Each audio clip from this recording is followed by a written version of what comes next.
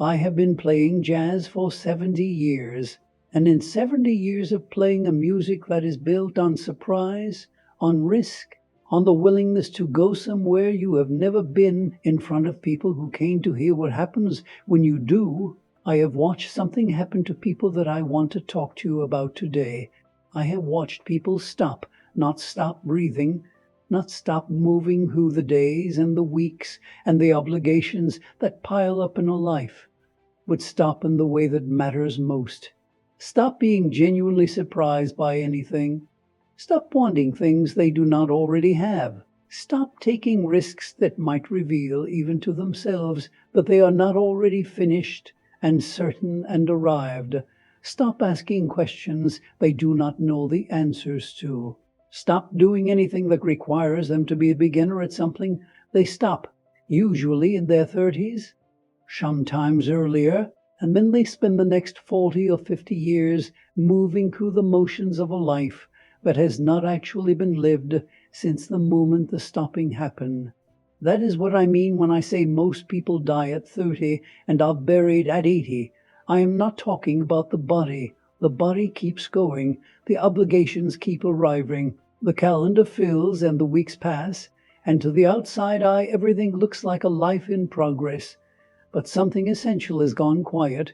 The wonder, the hunger, the willingness to be genuinely changed by something, to sit with something you do not understand and let it teach you, to reach for the note you have never played before and see what comes out.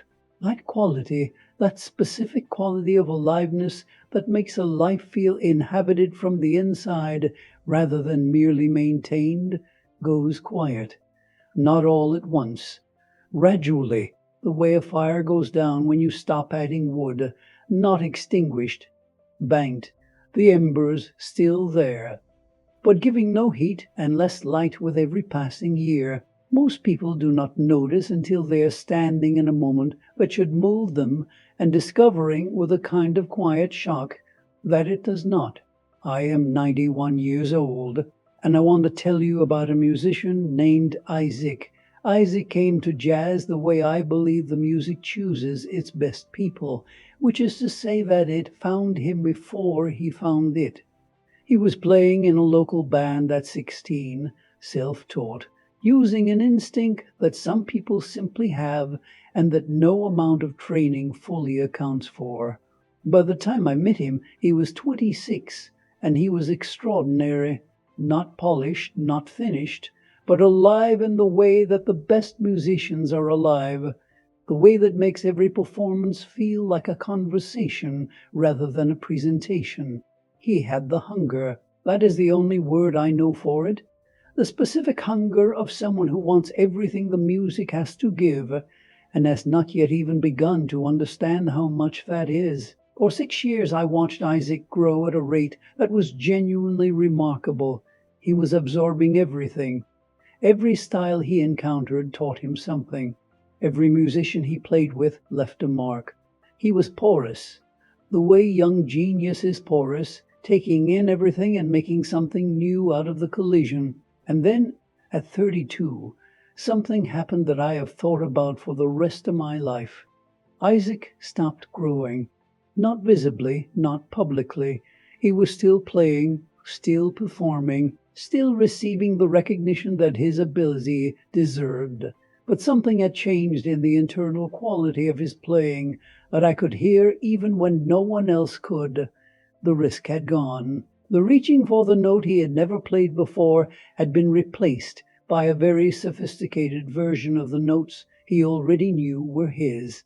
He had, in some way I cannot fully explain, and he could not have articulated at the time, decided that he had arrived.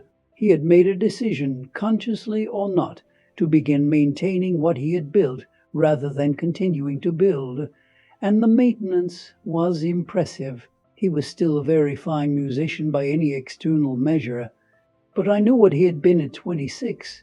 I knew what alive had looked like on him, and the man playing 20 years later, at 52, was a man who had become an excellent custodian of his own past rather than a living creator of his present.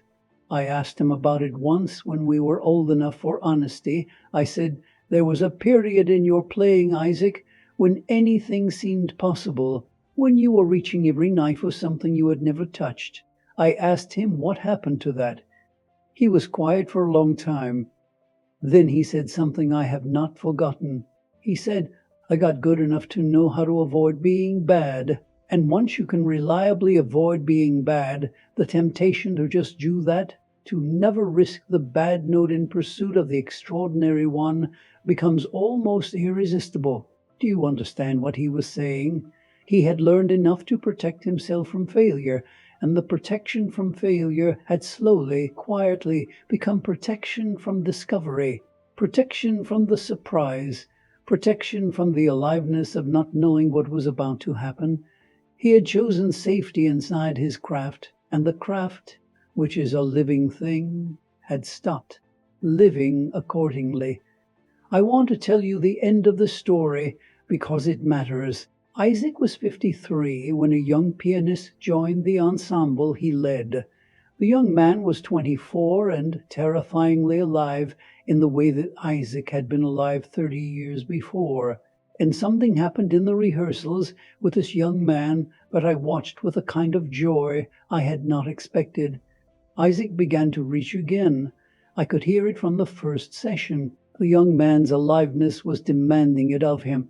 Playing alongside someone who is genuinely risking, genuinely reaching, genuinely in pursuit of the note not yet played, made the careful management of the known repertoire feel like what it had become, a performance of safety. And Isaac, at 53, chose not to keep performing it. He told me later, "I had forgotten what it felt like to not know what was coming. I had gotten so good at managing what I already knew that I had stopped noticing I was managing it." Playing with Tobias was like someone turning a light on in a room I had been sitting in the dark so long I stopped knowing it was dark. Now, 3 things from 91 years of living and 70 years of a music that punishes the refusal to be alive. First, protect your capacity for wonder. Wonder is the engine of aliveness. It is the quality that makes every experience feel inhabited rather than merely processed. And it does not protect itself. Left unattended, it diminishes. Not because the world becomes less wonderful. The world is exactly as remarkable at 50 as it was at 20. But we develop, with age and experience, and the accumulated weight of knowing things, a set of expectations that pre-process the world before we have fully encountered it. We stop seeing because we think we already know what we are looking at. We stop hearing because we think we already know what is being said. You have to actively, deliberately, specifically protect your capacity for wonder. This means seeking out things that confuse you and sitting with the confusion rather than resolving it quickly. It means asking why about things you think you already understand. It means finding the nearest person who knows something you do not and asking them to teach you. It means treating your certainties, especially the comfortable ones, with a degree of suspicion. Wonder is not a passive state. It is a practice, and like all practices, it requires daily attention or it goes quiet. Second, do one thing each week that could embarrass you. This sounds lighter than it is. What I mean is this. Embarrassment is the specific discomfort of being seen to be a beginner, to be imperfect, to be attempting something the outcome of which is not guaranteed. It is the discomfort of risk made visible, and the problem with the maintenance life, the life of the managed known, is that it eliminates the possibility of embarrassment almost entirely. Everything is controlled. Everything is within the established range of competence. Nothing is genuinely risked. The absence of the possibility of embarrassment is the clearest sign I know that a life has stopped growing. So do one thing each week that requires you to be a beginner. Take a class in something you know nothing about. Have a conversation about a subject you find genuinely confusing. Write something and share it before it is ready. Play the note you have never played before. Accept that you will sometimes be bad at things you have not yet learned to be good at. And notice each time you do that you did not die, that the embarrassment was survivable, that on the other side of it, something small has changed in you that could not have changed any other way. Third, stay a student. The most alive people I've ever known at any age have this in common. They are still learning, not in a formal or credentialed way, though sometimes that too, but in the fundamental orientation of their attention toward the world. They approach each day with the implicit question, what do I not yet understand that I might encounter today? And they answer it when the encounter comes with genuine attention rather than management. Isaac, in the years after Tobias arrived, became the most alive he had been since his 20s, not because he became young again, he did not, but because he had recovered the posture of a student, the willingness to be taught, to be surprised, to reach for the thing not yet known. He played in those years with a quality that was different from his early brilliance, because it was shaped by everything the decades had given him, and yet alive in the same way.